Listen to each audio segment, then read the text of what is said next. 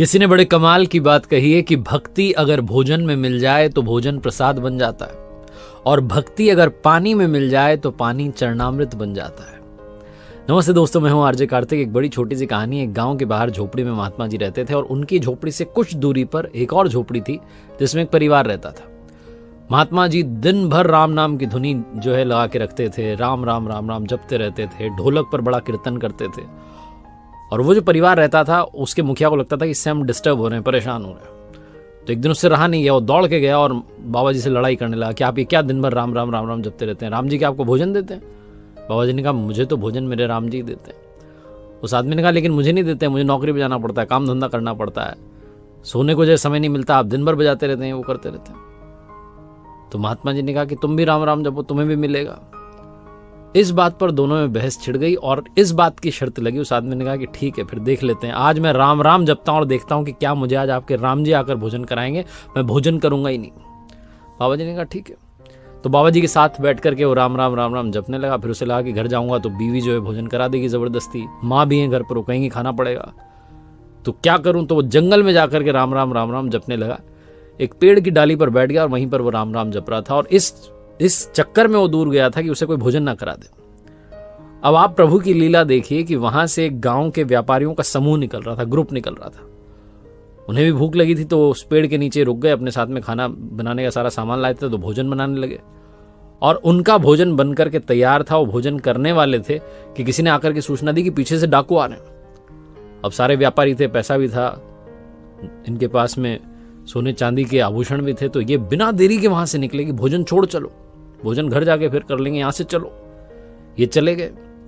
वो गर्मा गर्म भोजन बन करके वहां तैयार था।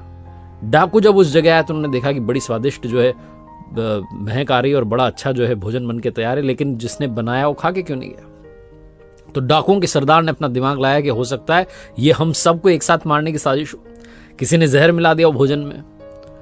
तो सारे डाकुओं ने कहा बिल्कुल सरदार आप सही कह रहे हैं, ढूंढ लेते हैं किसने ये किया है। तो आसपास वो इलाका ढूंढने लगे, उन्हें कोई दिखा नहीं। डाकुओं के सरदार ने ऊपर की तरफ देखा तो उसे पेड़ पर बैठा हुआ आदमी दिख गया जो राम राम जप रहा था लेकिन भोजन नहीं करना चाह रहा था। डाकुओं के सरदार ने कहा ये रहा वो कलाकार जिसने साजिश की है, उतारो इसको नीचे। उस आदमी को नीचे उतार के लाए और उससे कहा तू भोजन कर, पहले तूने इसमें जहर मिलाया? उसने कहा नहीं मैंने नहीं मिलाया। बोले खा के दिखा, पहले तू चख। उसने कहा मैं नहीं खा सकता हूं, क्योंकि उसने तो अंदर से प्रण ले रखा था, शर्त लगा रखी थी बाबा जी से कि मैं आज खाऊंगा ही नहीं। डाकुओं ने एक लठ मारा, बोला खा। उसने कहा मैं नहीं खाऊंगा। डाकुओं के सरदार ने कहा अगर तू जब तक नहीं खाएगा तुझे लठ मारते रहेंगे, तुझे भोजन करना ही पड़ेगा और पहले खा के दिखा कि ये सही है कि नहीं है।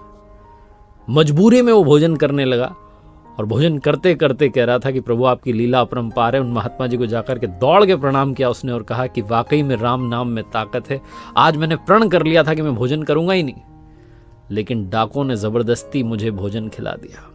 आपने कहा था ना राम राम जपोगे तो मिल जाएगा, आज राम जी ने मुझे भोजन करा दिया, शायद उन्होंने ये लीला रची। बहुत छोटी सी कहानी जिसका सार ये समझाता है कि ये जरूरी नहीं कि आप काम धंधा छोड़ करके सिर्फ और सिर्फ भगवान का नाम ही लेने लग जाएं। आप जो काम कर रहे हैं, जिस व्यवसाय में काम धंधा कर रहे हैं, क्षेत्र में पढ़ाई कर रहे हैं, जो भी कर रहे हैं करते रहिए, लेकिन जिस नाम से आप उन्हें पुकारते हैं उनकी भक्ति में कमी मत रखिए, क्योंकि उनकी भक्ति की शक्ति बहुत है। और आप जिस क्षेत्र में आगे बढ़ना चाहते हैं, अगर उनकी जरा सी भी कृपा हो गई तो आपका काम पल में हो जाएगा।